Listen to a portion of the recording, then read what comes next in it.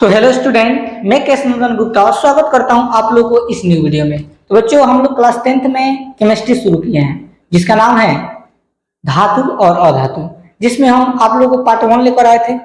यह जो है आप लोग का पार्ट 2 है, जिसमें हम लोग अधातु के बारे में पढ़ेंगे।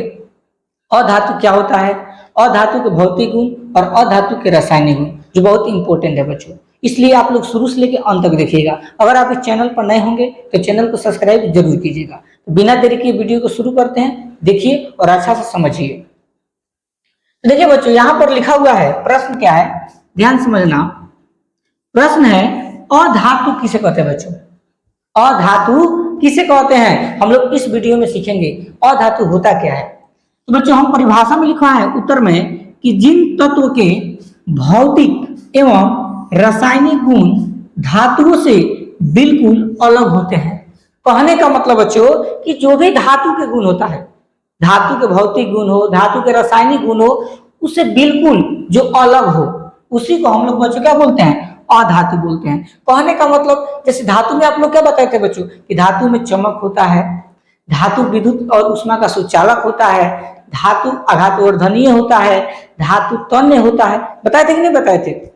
एकदम वो सभी गुण जो है अधातु में नहीं पाया जाता है, इसका अपोजिट है, उल्टा है। ठीक है, जैसे जिन तत्वों के भौतिक एवं रासायनिक गुण धातुओं से बिल्कुल भिन्न होते हैं, धातुओं से बिल्कुल अलग होते हैं। जैसे आपका अधातु में क्या होता है कि चमक नहीं होगा, अधातु जो होगा कुचालक होगा, अधातु जो है आघातवर्धनीय नहीं होगा, अधातु जो है तन्य नहीं होगा। समझ रहे बात को? कौन कौन होता है इस चीज के बारे में जब आप इसका गुण पढ़ेंगे तब आप लोगों को समझ में आएगा। जैसे हम यहाँ पर बच्चों लिए हैं कोयला, ध्यान समझिएगा इस कोयला को। ये क्या है बच्चों? कोयला है।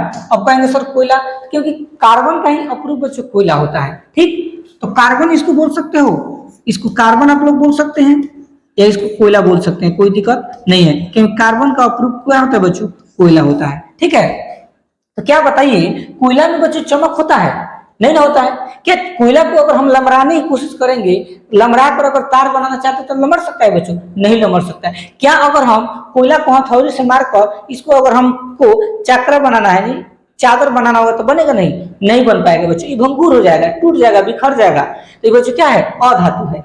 यहाँ पर आपको दिखाई दे रहा है सल्फर बच्चों, क्या दिखाई दे रहा है? ये सल्फर है। ये मत समझिएगा कि जो गांव में नहीं होता है बच्चों मिश्री, तो मिश्री में कलर डाल दिया गया है जिसे पीला मिश्री हो गया, ऐसा बात नहीं है। ये पीला मिश्री नहीं है, ये सल्फर है। क्या बच्चों? ये सल्फर है, याद रखना। क्या है? सल्फर। तो कहने का मतलब एग्जाम्पल में बच्चों समझ सकते हैं उदाहरण में कि carbon, sulphur, iodine, chlorine, oxygen, hydrogen, nitrogen, ये जितने भी चीज है बच्चों, ये सभी क्या है? अधातु है। क्योंकि ना ही इसमें चमक होता है, ना ही इसमें विद्युत उष्मा का सुचालक होता है, ना ही आघातवर्धनीय होता है और ना ही तन्य होता है। ये चीज याद रखना। ठीक, तो बच्चों एक जो है हमारा अधातु का परिभाषा रहा और ये अधातु का उदाहरण रहा। अगर आपसे कोई पूछे कि अधातु के उदाहरण कौन कौन से, तो हम बता सकते हैं carbon, sulphur, iodine, chlorine, oxygen, hydrogen, nitrogen इत्यादि। ये सभी जो है बच्चों क्या है? अधातु के उदाहरण है। ठीक, जब हम लोग अधातु के भौतिक गुण, अधातु के रासायनिक गुण पढ़ेंगे तब आप लोग को बहुत अच्छा समझ में आएगा। ये ओनली परिभाषा था, इसलिए हम आप लोगों को कम बताए, लेकिन गुण जब हम लोग पढ़ेंगे तो अच्छा समझाएंगे। देखिए अब हम बता रहे हैं अधातु के गुण को। तो बच्चों यहाँ पर प्रश्न है अधातुओं के भौतिक गुणों को लिखे, यानी हमने के पढ़ना क्या है? अधातुओं के भौतिक गुण, यानी अधातु के भौतिक गुण कौन कौन से हैं जिसको हम ऊपर से देकर बता सकते हैं इसकी क्वालिटी क्या है, अधातु है कि नहीं है। ठीक है, तो सबसे पहले बच्चों क्या कहेंगे, आंसर में लिखेंगे अधातु के भौतिक गुण निम्नलिखित है। यानी अधातु के जो भौतिक गुण है बच्चों वो निम्नलिखित है। निम्नलिखित का मतलब कौन सी? जो नीचे लिखे हैं उसको देखिए। तो फर्स्ट में बच्चों क्या लिखा है, ध्यान समझिएगा। फर्स्ट में लिखे हैं हम यहाँ पर कि अधातु सामान्य ताप पर ठोस एवं गैस अवस्था में पाया जाता है। याद रखना बच्चों, जो अधातु होता है ना वो आपका ठोस में और गैस में पाया जाता है। याद रखना, जो अधातु होता है वह ठोस और गैस में पाया जाता है। अब आप लोग अगर कहेंगे सर जो ठोस होता है, जो अधातु होता है वह ठोस और गैस में कैसे पाया जाता है, इसको आप बताइए। तो बच्चों ये आपको कोयला दिखाई दे रहा है ना, तो कोयला बच्चों ठोस है। क्या है बच्चों? ठोस है, तो ये अधातु भी है। ठीक, अब कहेंगे सर गैस कैसे हो सकता है? जैसे हाइड्रोजन ले लीजिए, ऑक्सीजन ले लीजिए, हीलियम ले लीजिए, ये सभी क्या है बच्चों? गैस है, लेकिन गैस होते हुए भी क्या है? अधातु है। तो याद रखना, जो अधातु होता है वो दो अवस्था में पाया जाता है, ठोस अवस्था में और गैस अवस्था में। लेकिन एक बच्चों अपवाद है, वो जानते हैं क्या है? ब्रोमीन। ब्रोमीन एक ऐसा तत्व है, एक ऐसा अधातु है जो क्या है? द्रव अवस्था में पाया जाता है। याद रखना, ब्रोमीन किस अवस्था में पाया जाता है बच्चों? द्रव अवस्था में पाया जाता है। बाकी सब जितना भी अधातु होता है वो ठोस और गैस अवस्था में पाया जाता है। याद रखना, ये ऑब्जेक्टिव के लिए बहुत इंपॉर्टेंट है। ठीक है बच्चों, नेक्स्ट रोमन में 2 नंबर, अधातु में चमक नहीं होती है। अच्छा बताइए बच्चों, अधातु में चमक होती है क्या? कोयला को आपको देखकर लग रहा है कि चमक रहा है बच्चों?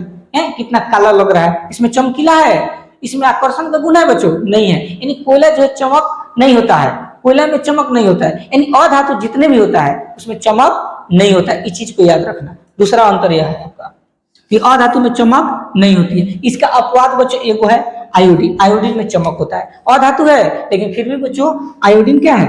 आयोडीन में चमक होता है। ये भी एक अपवाद है। केमिस्ट्री बच्चों अपवाद से भरा हुआ है, ठीक है, इसलिए केमिस्ट्री बच्चों के लिए हार्ड होता है, क्योंकि कैसे कैसे सवालों को याद कर सकता है, थोड़ा ट्रिक होता है, क्योंकि अपवाद को भी याद करना है और अपवाद के बिना जो अलग सवाल है उसको भी याद करना है, इसलिए थोड़ा प्रॉब्लम होता है। तो आप लोग याद रखिएगा, अधातु में चमक नहीं होती है, लेकिन एक अपवाद है, आयोडीन ऐसा अधातु है जिसमें चमक होता है। तीसरा बच्चों, यह भंगुर होती है। यह भंगुर होती है, इसका मतलब समझते हैं बच्चों? भंगुर का मतलब क्या होता है कि जिसको मारने पर अगर, अच्छा बताइए, कोयला है, ये कोयला को अगर हम मार के इसको चादरा बनाना चाहते तो बनेगा बच्चों? नहीं बनेगा, ये बिखर जाएगा, टूट जाएगा, एकदम मेहिया हो जाएगा। ठीक, अगर हम इसको लमरा कर अगर तार बनाना चाहते तो बन पाएगा बच्चों? नहीं बनेगा। ठीक, इसलिए जो अधातु होता है वो क्या होता है बच्चों? भंगुर होता है। ठीक, भंगुर का मतलब इसको जब खींचने का प्रयास करेंगे, जब तोड़ने का प्रयास करेंगे तो टूट जाएगा, बिखर जाएगा। ठीक, यह रहा। चौथा, यह ऊष्मा और विद्युत का कुचालक होता है बच्चों। अब बताइए बच्चों, यहाँ इस कोयला पर अगर हम यहाँ पर करंट दे दें और यहाँ पर अगर हम छुएंगे तो क्या हमको करंट लगेगा? नहीं लग सकता है, क्योंकि अधातु है। तो अधातु में आपको करंट का प्रवाह नहीं होता है। ठीक है, लेकिन बच्चों एक चीज याद रखना, इसका भी एक अपवाद है, ग्रेफाइट। ग्रेफाइट एक अधातु होते हुए भी आपका क्या है? एक अधातु होते हुए ग्रेफाइट में अगर हम लोग करंट देंगे तो उसमें करंट आसानी से लग जाता है। ग्रेफाइट का मतलब आप लोग पेंसिल देखे हैं बच्चों? पेंसिल, तो पेंसिल में जो है आप लोग अगर करंट देंगे तो उसमें करंट आसानी से प्रवेश कर जाता है। ठीक है, तो ये चीज भी याद रखना। पांचवा, अधातु का द्रवणांक और क्वथनांक निम्न होते हैं बच्चों। निम्न समझते हो? निम्न के मतलब कि इसका जो तापमान होता है ना बहुत कम होता है। एक और बार, द्रवणांक का मतलब क्या होता है पता है? कि जिस ताप पर वो उबल कर द्रव का रूप ले लेता है बच्चों। ठीक है, जिस ताप पर वह पिघल जाए और पिघल के द्रव का रूप ले लेता है तो उसको हम लोग बोलते हैं बच्चों द्रवणांक। क्वथनांक का मतलब क्या होता है? कि जिस ताप पर वो उबलना शुरू होता है, जब उबलने लगे, मान ली कोई वस्तु को हम उबाल रहे हैं तो उबल रहा है तो क्वथनांक है, लेकिन उबलने के बाद द्रव का रूप ले लिया तो द्रवणांक है बच्चों। ठीक, तो अधातु जितने भी होता है इसका द्रवणांक और क्वथनांक बहुत निम्न होता है, याद रखना। तो यह बच्चों रहा हमारा अधातु के भौतिक गुण। यह रहा अधातु के भौतिक गुण जो बहुत इंपॉर्टेंट था। ठीक, अब हम लोग पढ़ेंगे अधातु के रासायनिक गुण के बारे में। ठीक है, देखिए यहाँ पर प्रश्न है, अधातुओं के रासायनिक गुणों को लिखे। यानी अधातु के हम लोग को रासायनिक गुण बताना है कि अधातु के रासायनिक गुण कौन कौन से होते हैं। देखिए, तो बच्चों हम लिखेंगे उत्तर में कि अधातुओं के रासायनिक गुण निम्नलिखित है। ठीक है बच्चों, जो अधातु होता है उसका रासायनिक गुण निम्नलिखित है। कौन कौन है ध्यान समझना। पहला, अधातुओं के बाह्यतम कक्षा में 4, 5, 6, 7 या 8 इलेक्ट्रॉन होते हैं। यानी बच्चों जो अधातु होता है उसका जो बाह्यतम कक्षा होता है उसमें इलेक्ट्रॉनों की संख्या कितना होता है? लास्ट में 4, 5, 6, 7, 8 होगा। जैसे आप ले लीजिए फास्फोरस। फास्फोरस को हम लोग पी से इंडिकेट करते हैं। इसकी परमाणु संख्या कितना होता है बच्चों? 15। जब इसका हम इलेक्ट्रॉनिक विन्यास निकालेंगे बच्चों तो क्या आएगा? 2 आएगा, 8 आएगा और 5 आएगा, 2 8 10 10 5 कितना होता है 15। तो देखो बच्चों बहुतम कक्षा में इसका इलेक्ट्रॉन कितना आया 5 आया, तो इसलिए जो फास्फोरस होगा बच्चों वो अधातु होगा, क्योंकि इसके बहुतम कक्षा में इलेक्ट्रॉनों की संख्या कितना आ रहा है 5 आ रहा है। तो जिसके अंत में बच्चों 4 5 6 7 8 आता है वो क्या होगा बच्चों आपका अधातु होगा, और अधातु के रासायनिक गुण होगा, पहला ही याद रखना। ठीक, नेक्स्ट क्वेश्चन को समझिए। नेक्स्ट गुण को बच्चों, दूसरा गुण क्या कह रहा है? दूसरा गुण कह रहा है बच्चों कि अधातु ऑक्सीजन के साथ अभिक्रिया करके अम्लीय ऑक्साइड बनाते हैं बच्चों। ठीक है, अधातु अधातु कोई भी लीजिए, जैसे अभी हम पढ़े हैं कार्बन, जैसे हम कार्बन लेते हैं, कार्बन एक क्या बच्चों अधातु। तो अधातु किसके साथ ऑक्सीजन के साथ संयोग करेगा बच्चों, तो प्लस में क्या हो जाएगा ऑक्सीजन यानी O2। तो जब कार्बन को और ऑक्सीजन को संयोग कराएंगे क्या बनेगा बच्चों कार्बन डाइऑक्साइड बनेगा। तो जो कार्बन डाइऑक्साइड बना यही आपको अम्लीय ऑक्साइड में बदला। ठीक, तो यह जो होता है बच्चों अधातु हुआ, जो कार्बन डाइऑक्साइड है क्या है अधातु है। ठीक, ये भी चीज याद रखना। तीसरा, अधातु क्लोरीन के साथ अभिक्रिया करके क्लोराइड बनाता है बच्चों। ठीक है, ध्यान समझिएगा इसको भी। कर रहा है अधातु, अधातु को लीजिए, अभी हम बताया ना फास्फोरस, जैसे P4 ले लो फास्फोरस, फास्फोरस किसके साथ अभिक्रिया कर रहा है बच्चों क्लोरीन के साथ, Cl2 क्लोरीन लीजिए, जब इसकी अभिक्रिया कराएंगे तो क्या बन जाएगा बच्चों PCl। अब इसको संतुलित होने के लिए यहाँ पर अगर हम 4 लगा देंगे बच्चों, तो देखिए 4 लगाते इसलिए क्योंकि फास्फोरस में कितना है बच्चों 4 है, यहाँ पर फास्फोरस कितना होगा 4, क्लोरीन यहाँ 2 है, यहाँ क्लोरीन 3 है। तो देखिए क्लोरीन 3 को यहाँ है 4 4 3 12, तो यहाँ क्लोरीन के लगे 6 अगर लगा देंगे तो 6 दूनी 12, अब संतुलित हो गया बच्चों। तो यह जो P4PCl3 जो प्राप्त हुआ तो इसको हम लोग कहेंगे phosphorus, phosphorus phosphorus try, phosphorus try chloride. ठीक है, फास्फोरस ट्राई क्लोराइड। तो ये फास्फोरस जो ट्राई क्लोराइड है यह बच्चों क्या हो गया अधातु। तो जब अधातु क्लोरीन के साथ अभिक्रिया करके क्या बनाता है बच्चों क्लोराइड बनाता है, यानी फास्फोरस ट्राई क्लोराइड बनाता है। ये भी चीज याद रखना। चौथा चीज बच्चों को रहा है अधातु जल से अभिक्रिया नहीं करता है। कभी भी बच्चे याद रखना जो अधातु होता है वो जल के साथ यानी H2O के साथ कभी भी अभिक्रिया नहीं कर सकता है, याद रखना।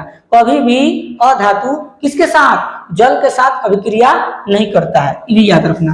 पांचवा, अधातु अम्ल से अभिक्रिया नहीं करते हैं। कभी भी बच्चों अधातु अम्ल जैसे कोई भी अम्ल, हाइड्रोक्लोरिक अम्ल ले लीजिए, ठीक, HCl, NaCl ले लीजिए, सोडियम क्लोराइड, ये सब जो है क्या है अम्ल है।